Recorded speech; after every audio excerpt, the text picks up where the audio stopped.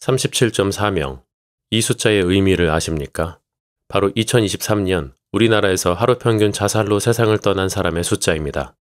우리나라에서만 매일 하루에 37명이 넘는 사람이 자살을 한 것이죠. 이토록 많은 사람이 자살로 목숨을 잃고 있기에 여러분 중에서도 가까운 사람이 자살로 목숨을 잃는 경험을 하신 분이 있을지도 모르겠습니다. 혹은 여러분들 중 어떤 분은 자살을 직접 시도해본 경험이 있으실지도 모릅니다. 여러 데이터를 종합해 봤을 때 실제 자살로 목숨을 잃는 사람의 수의 20배가 넘는 자살 시도가 있다고 하니 말입니다. 우리가 이렇게 안타까운 죽음을 막을 방법은 없을까요? 자살한 사람들이 어떤 생각을 했는지 알 수 있다면 막을 수 있을까요? 혹시 자살한 사람들의 뇌를 연구해보면 우리가 이런 비극을 막는 데에 필요한 정보를 얻을 수 있지 않을까요? 실제로 자살한 사람들의 뇌 조직을 분석한 여러 연구들이 있습니다. 그중 한 연구에서는 자살로 사망한 사람과 그렇지 않은 사람, 각각의 사후 전두엽피질 조직을 비교 분석하였습니다. 연구 결과 124개의 유전자가 자살로 사망한 사람과 그렇지 않은 사람 사이에 큰 차이를 보인 것으로 나타났습니다. 자살한 사람의 뇌의 일부 유전자는 더욱 활성화되어 있었고 또 어떤 유전자들은 덜 활성화되어 있었던 것입니다. 특히 뇌 발달, 세포 통신, 신경계 기능에 관여하는 유전자들이 큰 차이를 보인 것으로 나타났습니다. 이렇게 자살한 사람의 뇌에서 특정 유전자의 발현이 증가하거나 감소하는 현상은 여러 가지 생물학적 그리고 환경적 요인들의 결과일 수 있습니다. 세 가지 정도를 생각해 볼 수 있는데요. 첫 번째로는 신경전달 물질의 불균형입니다. 자살한 사람의 뇌에서 차이를 보였던 유전자들은 주로 신경계 기능에 관여하는 것인데 이는 세로토닌이나 도파민 같은 신경전달 물질의 불균형과 관련된 것일 수 있습니다. 두 번째로는 스트레스입니다. 스트레스와 같은 환경적 요인 역시 유전자 발현에 영향을 미칠 수 있습니다. 세 번째로는 유전적 요인입니다. 물론 유전자가 자살을 할 사람과 안 할 사람을 결정하는 것은 절대로 아닙니다.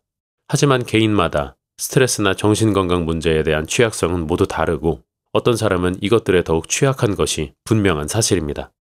이 세 가지는 사실 어떤 병과 연관지을 수 있는데요. 이 병은 우리나라 인구 중 100만 명이 넘는 사람이 앓고 있는 병입니다. 바로 우울증입니다. 실제로 우울증은 자살 위험에 큰 영향을 미칩니다.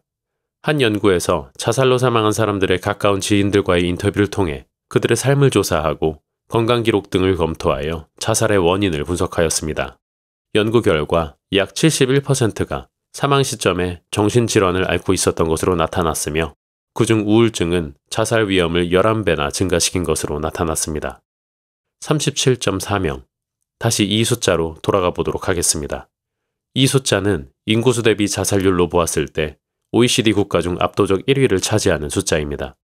우리나라가 1위를 차지하는 것이 또 하나 있는데요. 어떤 것일지 예상이 되시나요? 네, 맞습니다. 우울증 유병률입니다. 우리나라 인구의 우울감, 우울증 유병률은 36.8%로 기록되었습니다. 10명 중 4명이 우울감, 우울증을 앓고 있는 것이죠.